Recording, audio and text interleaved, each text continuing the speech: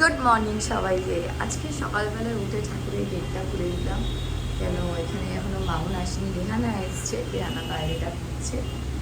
তো তোমাদের সকালবেলায় উঠে ঠাকুরের দর্শন করিয়ে দিলাম। আর আজকের ওয়েদারটা একটু দেখছি বৃষ্টি পড়ছে, সকালবেলায় একটুখানি মেঘলা মেঘলা হয়ে রয়েছে, একটুখানি না বেশ ভালোই মেঘলা হয়ে রয়েছে। আর এই যে আমি এখন গিয়ে ফ্রেশ হব, স্নান করব, বাসি আসি কাজ করব, সমস্ত কাজকর্ম করে তারপরে ছেলে মেয়ের স্কুল যাবে। ছেলে মেয়ে স্কুল যাবে বলতে অনুষ্কা স্কুল যাবে না, অভিরাজ স্কুল যাবে। আর ভাত বসাবো, অভিরাজের টিফিন করব। অভিরাজকে স্কুল যেতেই হবে, অনুষ্কা তো শরীরটা একটু ভালো নেই, জ্বর হয়েছে। তো যাই হোক, সব কিছু তাড়াতাড়ি করে নিই। রান্নাঘরে কিচেনের যত বাসি আসি কাজ ছিল করে নিয়েছি, এখন বাদ বাকি যেগুলো আছে সেগুলো তাড়াতাড়ি করে নিই। রেহানা রান্নাঘরে কাজকর্ম করছে, কি রান্না বান্না করব না করব রেহানাকে বলেছিলাম, কিন্তু তারপরে ভাবছি যে কি করব না করব। অভিরাজকে ওঠাবো, অভিরাজ স্কুল যাবে। আর আমিও রেহানাকে বলেছিলাম আমাকে একটু ব্ল্যাক কফি দিতে, আমি ব্ল্যাক কফি খাচ্ছি। আর ভাবছি যে কি করব না করব। অভিরাজ অনেক দিন ধরে পাওভাজির আবদার করছে, আমি করে উঠতে পারছি না। তো আজকে ফাইনালি আমি ওকে পাওভাজি করে দিয়েছি টিফিনে।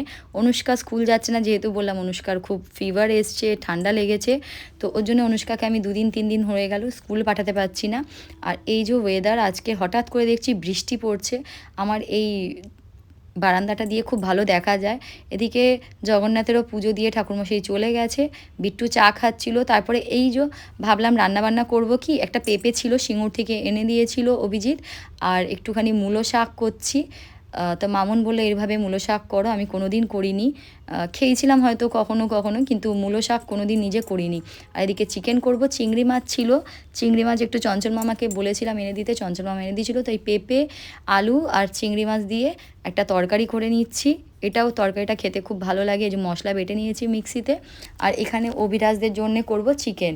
তো আলু দিয়েই চিকেনটা পাতলা ঝোল করব। আমার পাওভাজি হয়ে গেছে, অনুষ্কার ছানা হয়ে গেছে, অভিরাজ স্কুলে খেয়ে দিয়ে টিফিন নিয়ে বেরিয়ে গেছে। আর এখানে একটুখানি বলেছি যে রাত্রিবেলা ভাবছিলাম যে স্যুপ করে দেবো অনুষ্কাকে, বা চিকেন স্যান্ডউইচ করে দেবো, যাই হোক করে দেবো। এদিকে চিকেনটাকে আমি কষিয়ে নিচ্ছি, কেন কষানোর পর আমি একটু জল দেবো, কষানো রাখবো না আজকে, একটু পাতলা করেই করবো। অনুষ্কার খেতে কিছু ইচ্ছা করছে না বলে একটু ঝালঝাল করেই চিকেনটা করছি। এদিকে গরম জল বসিয়ে দিয়েছি। এদিকে চিকেনের যে স্টকটা আছে আমি এটাকে ছেঁকে নিয়েছি, এটাকে রেখে দিচ্ছি ফ্রিজে, এখন রেখে দেবো। এটা অনেক কাজে লাগে। ভাতও বসিয়ে দিয়েছি, চিকেনটা আমার হয়ে গেছে, অনুষ্কাকে খেতে দেবো। আর এদিকে আমি গান শুনছি, আমার গান শুনতে খুব ভাল লাগে। তো যেহেতু গান শুনতে ভাল লাগে, গান শুনতে শুনতে কাজ করতেও আমার খুব ভাল লাগে। তার তখনের মধ্যে একটা নাইকা দিয়ে প্রোডাক্ট চলে এসছে, কিছু আমি অর্ডার দিয়েছিলাম, তো সেইগুলো চলে এসছে, সেইগুলো এখন আনবক্সিং করলাম না, পরে। তারপরে আমি শুনলাম এনরিকের গান, আমার এনরিকের গানও খুব ভাল লাগে।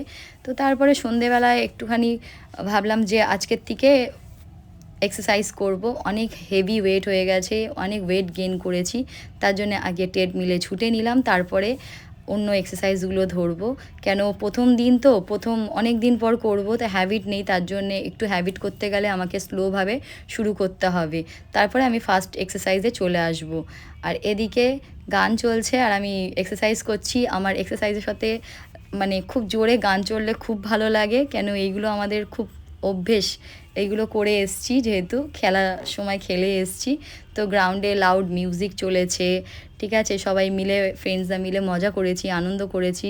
যাই হোক, এখন তো আর সেসব দিন নেই, এখন ছেলে মেয়ে প্র্যাকটিস করছে, কম্পিটিশন খেলছে, তাদেরকে নিয়েই যাচ্ছি। তো এইসব গান শুনে শুনেই আমরা প্র্যাকটিস করেছি, যেরকম বলেছি। আমার তো খুব ভালো লাগে, জানি না কার কী লাগে।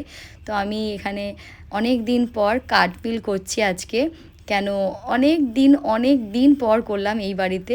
আর আমার ওয়েটটা দেখো, এই ওয়েটটাকে আমাকে কমাতে হবে।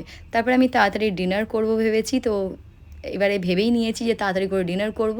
একটু মাশরুম নিয়েছিলাম, টমেটো নিয়েছিলাম, পেঁয়াজ দিয়ে ওইটাকে সটে করে, তারপরে 3টে এগ দিয়ে আর একটু চিজ দিয়ে সেটাকে অমলেট বানিয়ে খাবো। ততক্ষণে দেখাচ্ছি যে আমার ফেসটা কী অবস্থা। এক্সারসাইজ করলে একটা নতুন গ্লো আসে, লাল হয়ে যায় গালগুলো, এক্সারসাইজের এগুলো একটা এক্সারসাইজে গ্লোয়িং। তো যাই হোক, এদিকে আমার অমলেটটা হয়ে গেছে। অমলেটটা আমি ফ্লিপ করতে পারিনি ঠিক মতো, তার জন্য এরকম হয়েছে, বাট অমলেটটা অসাধারণ হয়েছিল, খুবই টেস্টি হয়েছিল। তো এক্সারসাইজ করতে করতে ডায়েট কন্ট্রোল করাটা কোনো অসুবিধা নেই। তো আজকে ব্লগটা এত অবধি, বাই বাই, গুড নাইট।